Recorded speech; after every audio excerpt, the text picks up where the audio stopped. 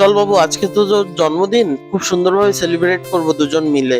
আরে ভাই, আজকে কি আপনার ছেলের জন্মদিন নাকি? ঠিক আছে, আমিও আসবো। আরে তুই দাঁড়া, তুই আমার টাকা দিস না, আবার ছেলের জন্মদিনের জন্য কেক নিয়ে যাচ্ছে? আরে আপা, আজকে তো আমার ছেলের জন্মদিন, তাই কেকটা কিনলাম, আপনার টাকা আমি দিয়ে দিব। হ্যাঁ, তুই তো অনেক দিবি, তোর দেওয়ার যে কি মুরদ। কেক কেনার টাকা আছে, ধর কেক খা তুই।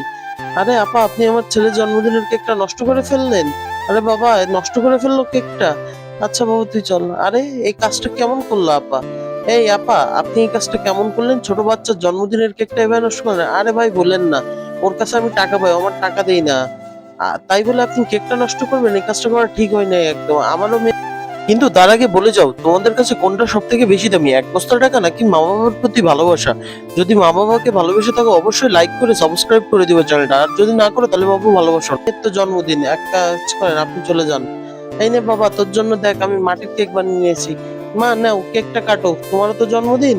আয় হায়, এটা মাটির কেক কিভাবে হলো? আরে হায় আল্লাহ, এটা কি হইলো? এটা তো কেকে পরিণত হয়ে গেল, কি